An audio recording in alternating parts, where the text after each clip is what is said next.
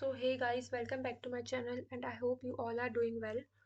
So today we have brought something new for you. अब आप लोग सोच रहे होगे क्या न्यू, ये लोग किस चीज़ की बात कर रहे हैं.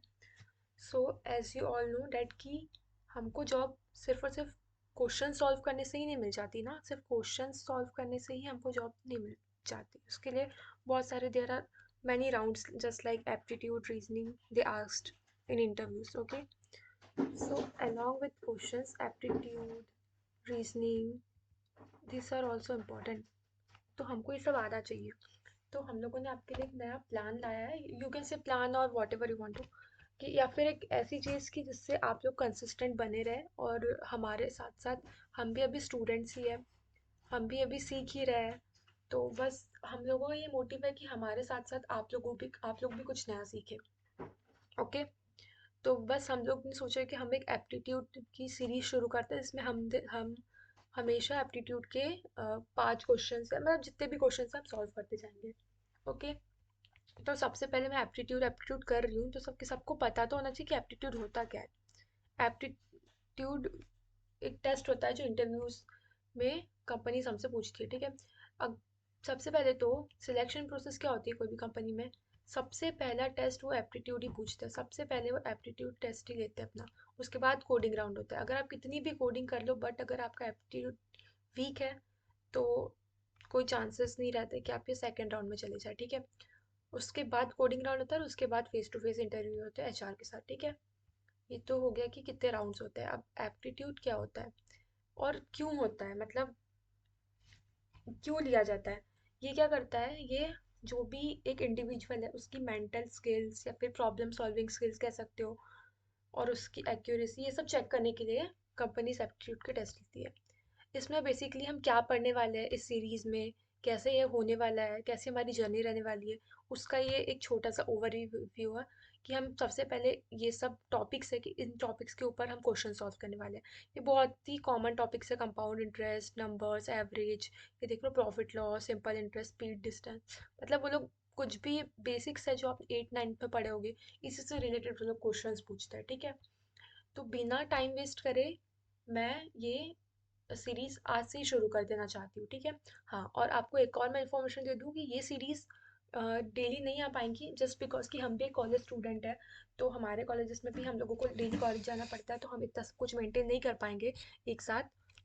तो इसलिए ये वीक में 3 दिन आपको ये, मतलब 3 दिन इसके वीडियोस में अपलोड करते जाऊंगी.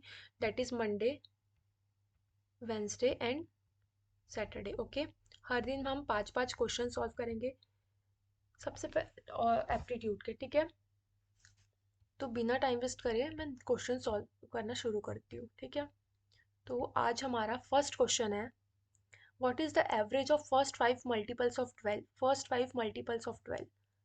फर्स्ट 5 मल्टीपल्स ऑफ 12 का क्या एवरेज क्या है, हमें ये पूछा है इस क्वेश्चन में बेसिकली. तो फर्स्ट 5 मल्टीपल्स ऑफ 12 क्या होंगे. ठीक है, 12 × 1, ऐसे ही कैलकुलेट करते हैं ना फर्स्ट 5 मल्टीपल्स ऑफ 5. कुछ लोगों को तो लग रहा होगा कितना इजी क्वेश्चन है ये, क्या इतना बेसिक सा पूछ रहा है. तो कभी कभी वो लोग ऐसे ही क्वेश्चन पूछ देते हैं और कभी कभी बहुत डिफिकल्ट भी पूछ देते हैं. ठीक है, ये और ये डिवाइडेड बाय 5. क्यों, क्योंकि हम फर्स्ट 5 मल्टीपल्स ले रहे हैं. इसको इससे ही आ जाएगा, हमें बस एवरेज आ जाएगा. इसको सॉल्व करके देखते हैं. मैं जल्दी से कैलसी में सॉल्व कर लेती हूँ, आप भी कर लो. इसको सॉल्व करके मेरा आंसर आ रहा है 12 × 1 = 12 + 24 36. ओके,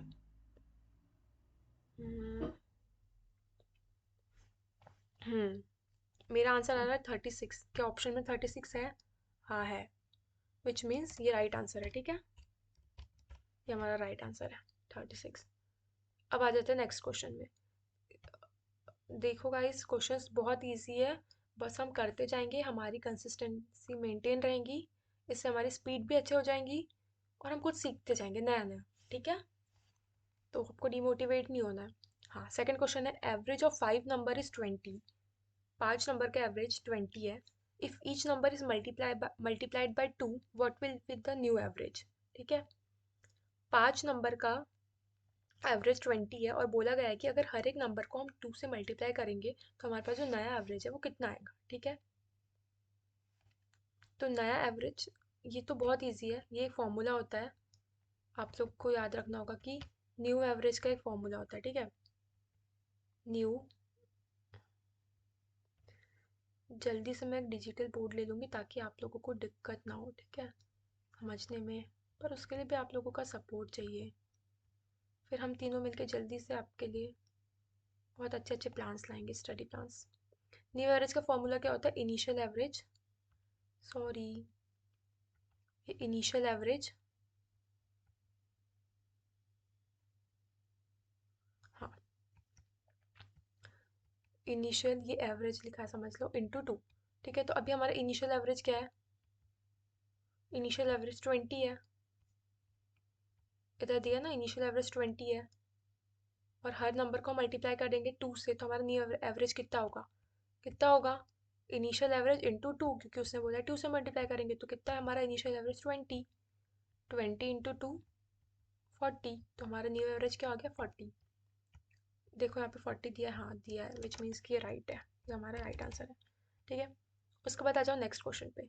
नेक्स्ट क्वेश्चन क्या है? नेक्स्ट क्वेश्चन है कि if the average of 3 consecutive even number is 34, find the largest of this number. हाँ, उसने बोला है कि अगर 3 कंसेक्यूटिव इवन नंबर्स का एवरेज 34 है, तो हमको बताना है कि लार्जेस्ट नंबर कौन सा है उनमें से। तो कंसेक्यूटिव नंबर्स क्या होता है? सबको पता होगा यार, इतना तो तुम्हें बेसिक्स पता ही होगा, नहीं भी पता होता है किसी किसी को, जैसे मेरा फ्रेंड है ना एक क्लास में, विवेक, उसे कुछ नहीं पता। वो छोड़ो, टॉपिक पे आते हैं। 3 कंसेक्यूटिव इवन नंबर का सम क्या होता है? कंसेक्यूटिव मतलब होता है एक के बाद एक आने वाला। तो समझ लो हमारे पास फर्स्ट नंबर हमारा एक्स है, ठीक है। उसके बाद हमारा दूसरा नंबर है x+2, हम x+1 लेते हैं कंसेक्यूटिव, लेकिन इवन कंसेक्यूटिव ले रहे हैं। तीसरा है हमारे पास x+3। बोला है कि इन तीनों नंबर का सम कितना है हमारे पास, सॉरी, इन तीनों नंबर का एवरेज हमारे पास गिवन है 34, ठीक है, ये 34 गिवन है, ये इसका एवरेज। हमें निकालना है x की वैल्यू, तो सॉल्व कर लो, 34 को इससे पहले इंटू कर लो, कितना हो जाएगा ये हो जाएगा 3 4 3 सा 12 का 2, 3 3 सा 9, और 10, 9 और 1 दैट इज़ 102, 102 हो गया। और ये x x x क्या हो गया? 3x प्लस 6, ठीक है। यहाँ से x की वैल्यू निकाल लो तो हमारे पास लार्जेस्ट नंबर आ जाएगा। यहाँ से x की वैल्यू कितनी आ रही है हमारी? 32, ठीक है, विच मीन्स कि हमारा आंसर कितना है? 32। क्या यहाँ पे आंसर दिए गिवन है? ठीक है। उसके बाद आ जाओ फिर से नेक्स्ट क्वेश्चन पे। 10 typists can type 600 pages in 8 hours, ठीक है। Find the largest of the, नहीं sorry, find the average number of pages typed by each typist in an hour। 10 typist है, वो 8 घंटे में 600 पेजेस टाइप कर सकते हैं। हमें बताना है एवरेज नंबर ऑफ पेजेस जो एक टाइपिस्ट 1 घंटे में टाइप कर सके। क्या दिया है क्वेश्चन में? 10 टाइपिस्ट है, वो 8 घंटे में कितने पेजेस टाइप करते हैं? 600 पेजेस, ठीक है। 10 टाइपिस्ट है, वो 8 आवर्स में कितने पेजेस टाइप करते हैं? 600। ये 8 आवर्स में वो कितने पेजेस टाइप करते हैं? 600 पेजेस टाइप करते हैं। हमें बताना है कि एक टाइपिस्ट एक आवर्स में कितने पेजेस टाइप करेगा।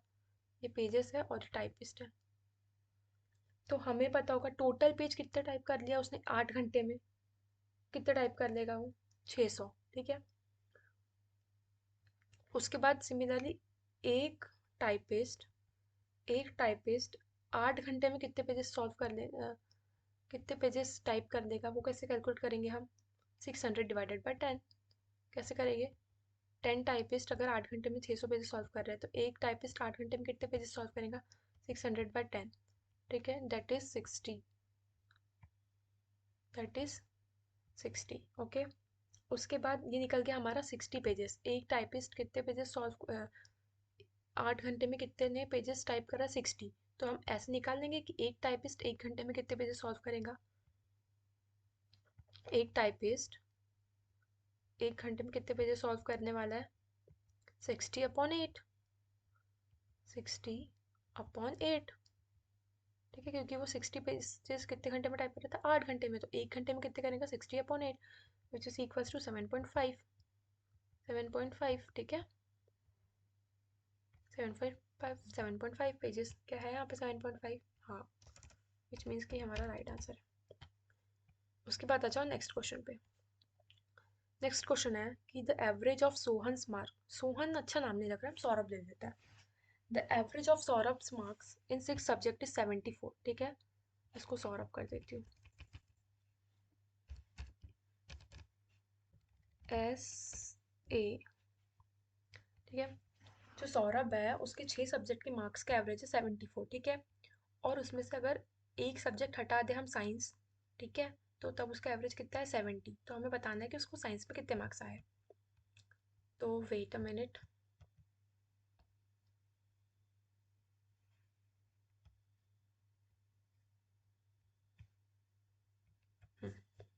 जो सौरभ है उसके 6 सब्जेक्ट का एवरेज कितना है, 7, सॉरी कितना एवरेज है यहाँ पे, 74, 74, ठीक है।